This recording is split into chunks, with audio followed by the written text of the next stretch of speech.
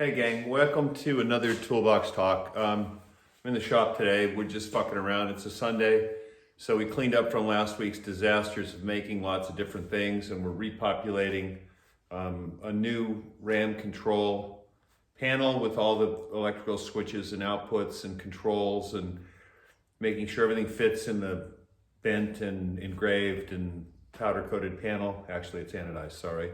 And making sure that's all fitting. And in between, I was thinking about other things to talk about. And one of them is service loops. Today's talk is going to be on service loops.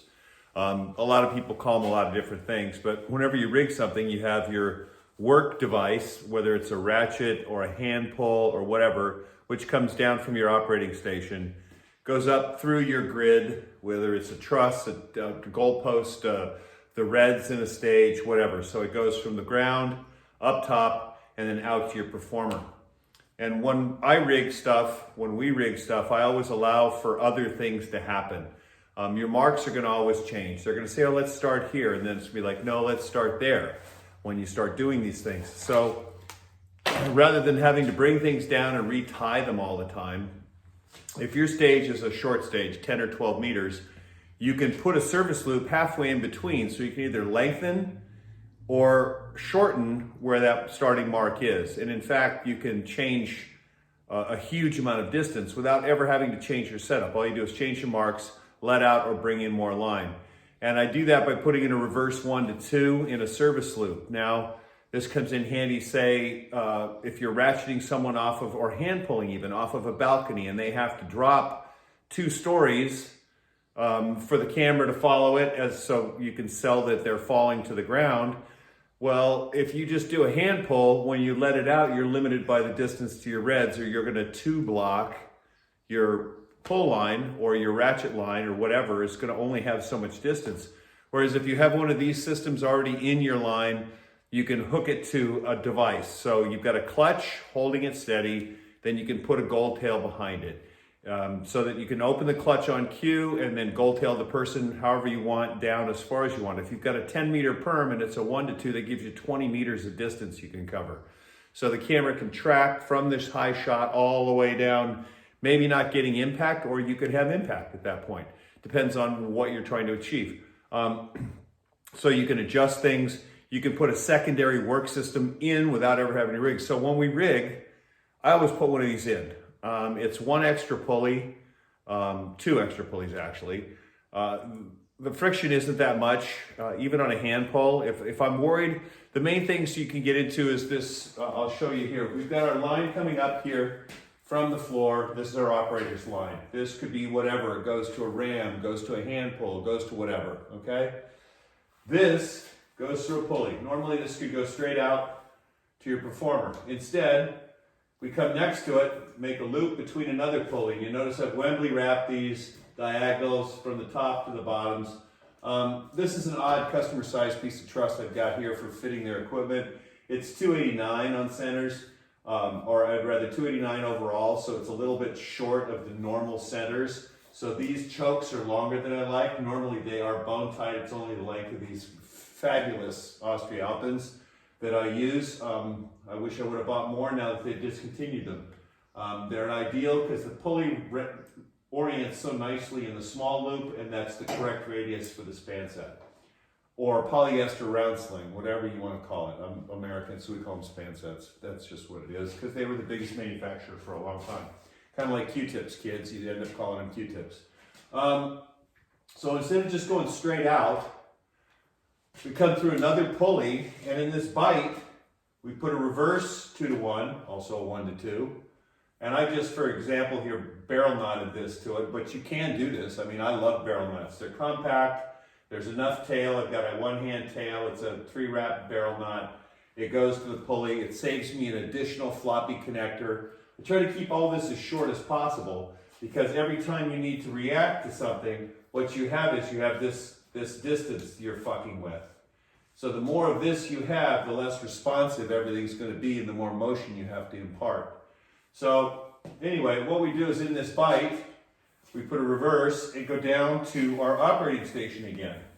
So what happens here is if this is my pull mark and this is locked off, If I need to go longer, I can bring this up and give more line to the mark, or I can take more line out, or I can leave it locked, and this line would then go to a clutch, or a gold tail in a clutch, or any number of things we're trying to do.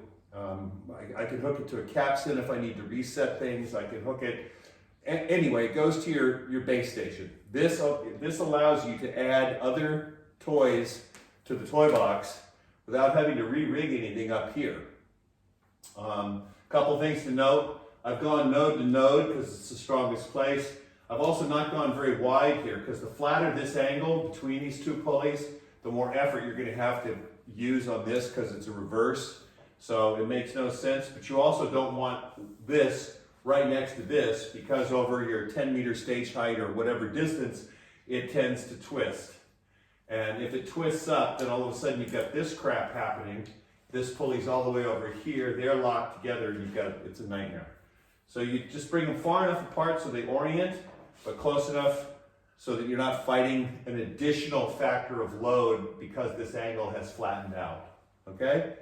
That's it. Now, it's a simple process. If you can rig this, it's literally an extra pulley and an extra lockdown on your base station. And now you have the options. Even if it's a hand pull, you could set this on a 10-meter stage at 5 meters. Now you have 5 meters up or 5 meters down you can adjust, which since it's reversed, that's 10 meters, 30 feet, in distance of the set point, forward or backward, okay? If it's a secondary, you can even put a secondary pull on this on a clutch. You can do a number of things with this. It allows you to impart work into a system without having to re-rig it. So instead of, oh, we need to move him here, and then you take wherever this is tied off to your hand pull rope, and suddenly you're screwed.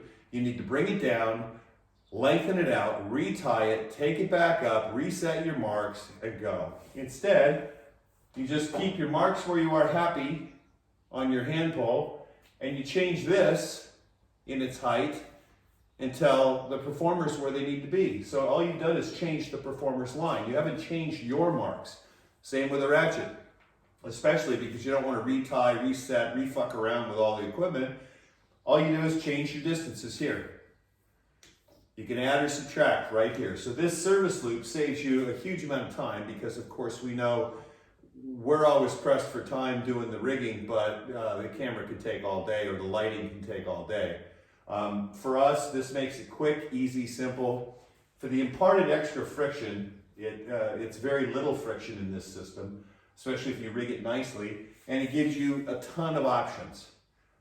It's a pretty simple way to do it. I mean, I use these in everything. I put these in because you never know. And everybody, this isn't like last night I was at Cirque du Soleil. It's amazing. Really good performance, really good performers. Nice rigging, simple but elegant. And I just have to laugh because they get to do the same show over and over. It's a repeat. They've rehearsed it. It's all the same. We show up with a performance we've rehearsed, and the first thing they do is ask for it to be changed. So unless you're ready to do that, which I say good, change it, good. But it also helps if you're prepared to do so ahead of time. And a service loop is an inherent part of that. It makes life really good, really easy. And for the additional 2 pulleys, it's worthwhile every time for time savings. And sometimes as a rig develops, you suddenly realize you want to do something possibly a little else to it. This gives you a place to do that little else. It gives you a way to break into your system without having to re-rig shit.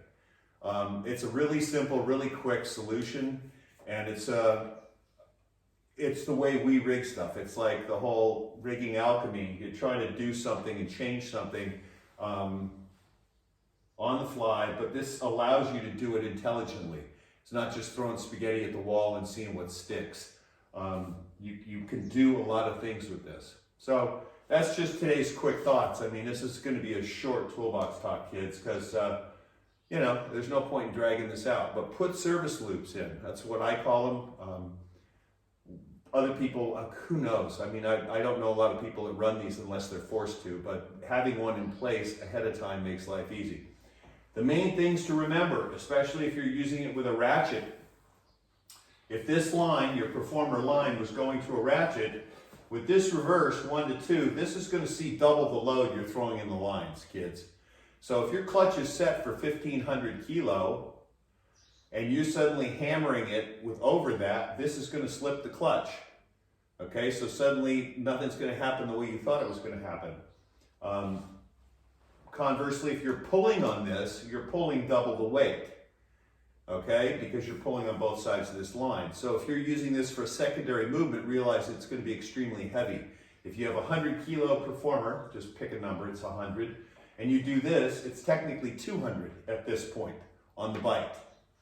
So you have to remember your math on that when you put this in, because on heavy ratchets, sudden ratchets, unless you have a clutch that can handle it, it will slip that clutch. Or on a hand pull, it won't. But this line, your bite, is seeing double the force. And that's possibly if you've done a shitty job here and you have a big flat angle, say if I took it out of this pulley and went to this pulley instead, not only do we have a huge fleet angle, but notice our angle here. As these pull tight, you're going to fleet these pulleys long because they're hung long because of the odd size truss with the long bridles here. But now look how flat this is. It's going to orient in the middle, but you've now increased your load even more. So that's why I say when you do this, you need to always think about the forces you're imparting and what you're going to do with them. And I try to keep this as close as possible so they don't hit or twist, but far enough away so that I can see what's working and what's easy. So that's a service loop. Today's thought, on rigging, just a way of putting more things in your system without having to fucking redo everything all the time when somebody, I mean, face it, it's all about making things easier and smarter, not harder. And the people we work with don't understand physics or geometry and tend to think that everything's just no big deal. Can you fall slower? Can you, they don't get it. So this allows you to have something in the system so that when they come up with a great scheme, you can adapt something to solve their problem they've created. And that's with this simple bite. So this is your performer line, this is your bite. If I lock this off, down to my truss, it's in a clutch. I don't even have to use it, it's just there. It can sit there and never be used. This line is going to go through these two pulleys and out to the performer. It's going to do what it has to do. It will idle through this. This just becomes an idler, and it will do exactly the same function you're doing before. If I'm hand pulling this line, this is going to stay locked, everything's going to work. Because we're using virtually zero stretch rope, it's not an issue. I just have some static thrown in here right now as a sample because I'm not going to go out and start pulling in fancy rope just for a fucking diagram. And you can see it on the on the whiteboard. Basically, this is your input line. This could be a hand pull. This could be anything, ratchet, anything. This, on the other side, is a service bite that's locked off or put to other devices, and then it just simply runs back out to the performer, however you want to do it. I've seen this used where you can't reach the full ground distance on something, so you do the action, the person's hanging in the air, and you unlock this and lower them, and then reset. If that becomes the issue, you can always capstan this side. Like I said, it allows you to put more equipment into the system without having to change your system. Okay, you just have to remember how it increases the mechanical advantage or decreases your mechanical advantage. You have to be wary of how close you set these so they don't foul one another. And you also need them not wide enough so that they increase the force even more on your system. And you can calculate all this. Donovan's book has the angles on pulleys to calculate. And if you get really interested in this, you can sit and calculate what you're doing. These rocks are not the most efficient pulleys in the world. They're pretty good. They orient nicely when you use them in pairs because they do swivel. I have a million other pulleys that are really amazing pulleys. Problem is they don't come with swivels. So then you end up with a swivel and a connector and the whole bullshit, and this gets to be super long, so I try to minimize that. And if this was 300 truss, this would be all the way up here. it's this much difference in the truss diameters with the way I've got this hung on the round slings at the moment.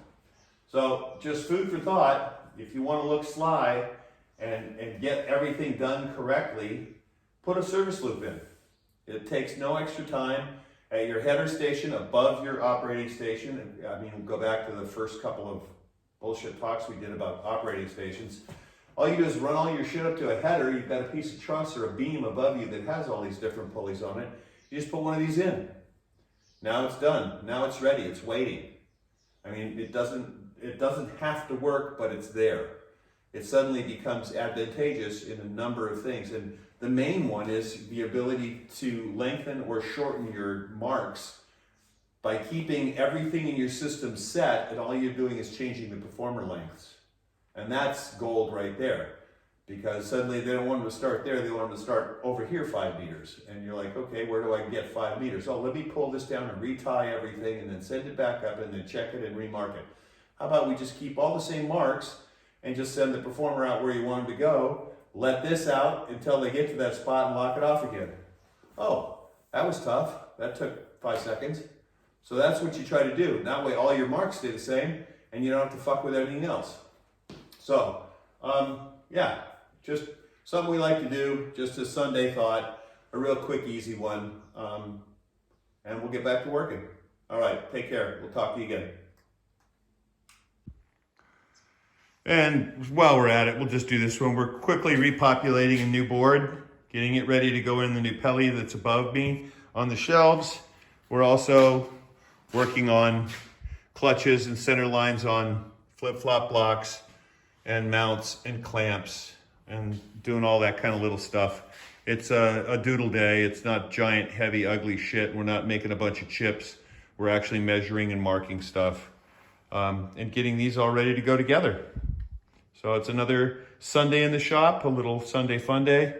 And we thought we'd impart just a little more food for thought between what we're building and pivoting around the system on the wall here, which is putting a service loop into an existing system so that you can adjust things, okay? As per this diagram. That's all. Pretty simple, pretty straightforward, but it'll save your ass a lot of times. All right, guys, take care.